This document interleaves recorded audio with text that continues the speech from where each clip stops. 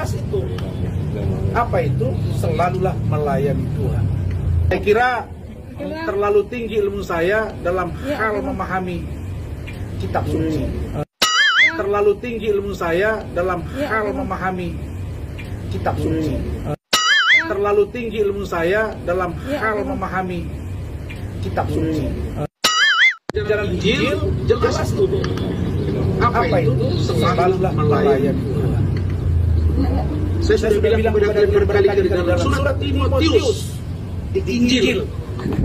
Ketika Rasul Paulus mengatakan bahwa kepada muridnya Timotius, orang baik tidak akan datang pada bencana, tapi orang fasik pasti celaka. Saya kira terlalu tinggi ilmu saya dalam hal memahami kitab suci.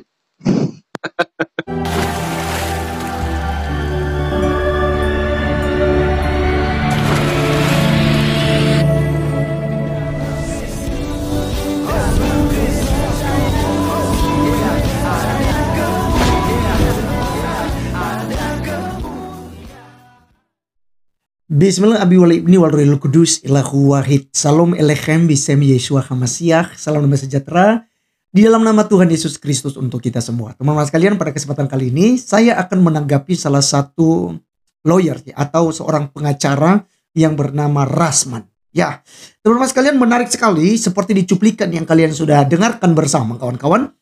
Orang ini itu mengatakan bahwa terlalu tinggi ilmunya untuk memahami kitab suci. Dan yang dia bahas adalah kitab suci Kristen, ya, Alkitab. Dan ada beberapa kesalahan fatal ya, yang kemudian saya akan komentari di sini. Namun sebelumnya kawan-kawan, saya minta kepada teman-teman untuk komentar di bawah. Ini agamanya si Rasman ini apa? Apakah dia beragama Kristen atau dia beragama Islam? Ya, ada dua hal kenapa saya menanyakan hal itu. Jika dia beragama Islam, maka ya saya mengingatkan Rasman terkait tentang kasus yang pernah menimpa Pak Ahok, ya, Basuki Purnama, ya, Pak Cahaya Basuki Purnama, di mana waktu itu dia mengutip surah Al-Maidah kalau nggak salah, ya, dan tidak ada maksud yang lain memang. Tahu nggak? Dia dipenjara gara-gara itu, dianggap penistaan agama. Nah, ini adalah sebuah pembanding jika Anda beragama Islam. Tapi jika Anda beragama Kristen, maka saya menyarankan kepada Pak Rasman untuk Anda kemudian belajar Alkitab sungguh-sungguh. Jangan bolong-bolong kalau Anda beribadah. Belajar dari pendetamu, belajar daripada gembalamu. Dan jangan lupa Anda membaca Alkitab dari Kejadian sampai Wahyu, dan termasuk nama-nama kitab dan juga hal-hal yang dasar di dalam kekristenan. Anda harus belajar itu, baru Anda bisa ngomong tentang ya kitab suci. Jadi teman-teman sekalian, saya minta kepada kalian semua yang menyaksikan video ini, Anda tulis di kolom komentar yang tahu ini agamanya Pak Rasman ini apa. Apakah dia beragama Islam atau beragama Kristen atau agama lainnya?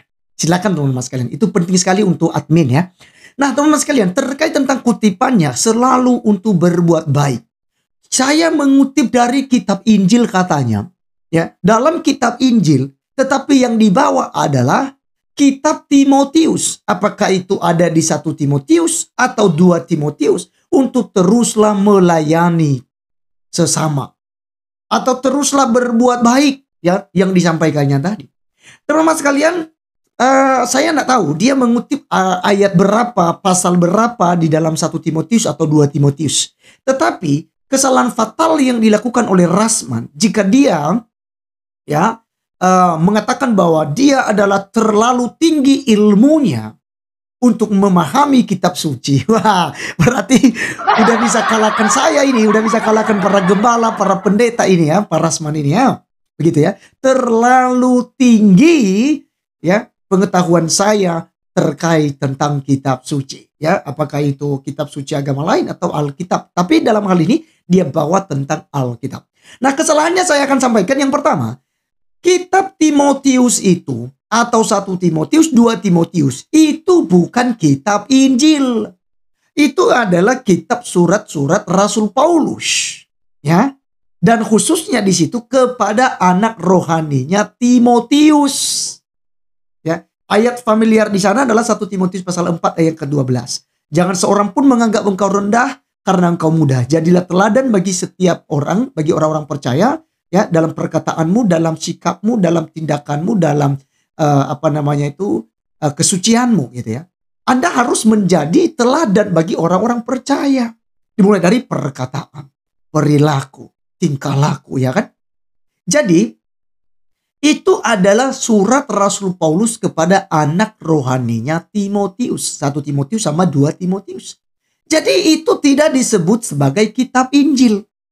Nah teman-teman sekalian, seringkali ini kenapa metode begini ya? Saya curiga bahwa, curiga ya kawan-kawan, saya tidak menuduh. Si Parasman ini adalah beragama Islam ya. Karena kan selalu saya dengarkan bahwa teman-teman Muslim itu menganggap bahwa kitab Injil itu ya Alkitab gitu. Dan saya katakan itu sesuatu hal yang merupakan kesalahan yang sangat fatal. Karena Alkitab itu tidak muluk-muluk disebut sebagai kitab Injil. Karena di dalam Alkitab itu ada 66 nama kitab. 39 kitab perjanjian lama, 27 kitab di perjanjian baru. Totalnya 66 kitab. Ya. Jadi teman-teman sekalian, dalam pembagian 66 kitab, ya, itu ada kitab Taurat, ya, kitab Taurat Musa, ada kitab Jabur, di dalamnya kitab Mazmur, ya kan? Kemudian ada kitab para nabi, ya. Lalu ada 4 Injil kanonik, ya, Matius, Markus, Lukas, Yohanes. Kemudian ada surat-surat Rasul Paulus.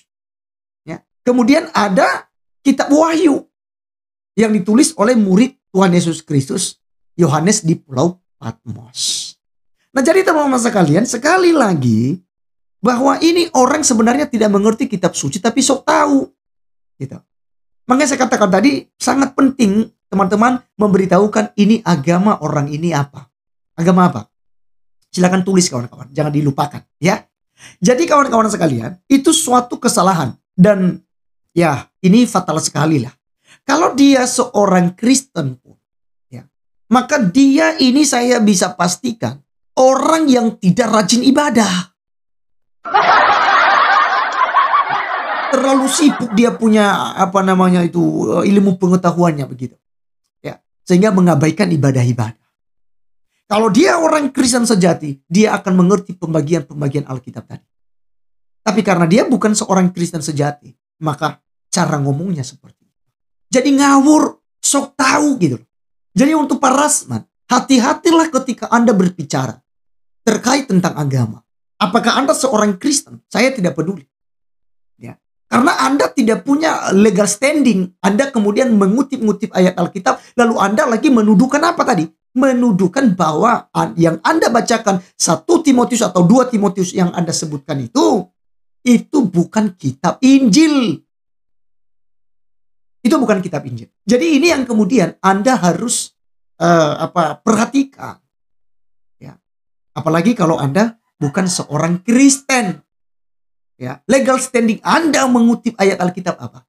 Ya, profesi Anda itu bukan seorang pendeta. Profesi Anda itu bukan seorang apologet. Profesi Anda itu bukan seorang pengajar kekristenan. Ya. Tetapi profesi Anda adalah lawyer. Saya tidak tahu apakah kemudian Anda bermasalah ya, karena kemarin kalian bermasalah itu dengan siapa pengacaramu yang naik meja itu ya.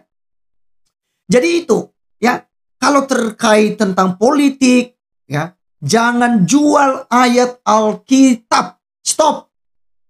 Sekali lagi Anda stop menjual ayat Alkitab dengan kepentingan politik Anda.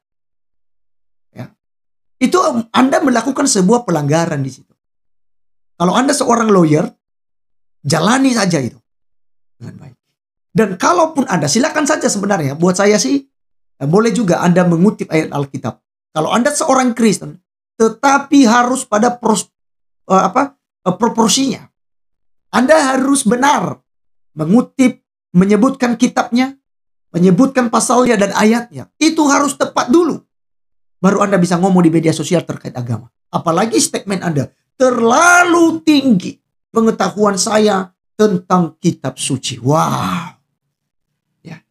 Siapa Anda, Rasman? Siapa Anda, Bung? Ya. Dengan beraninya Anda mengutip ayat Alkitab.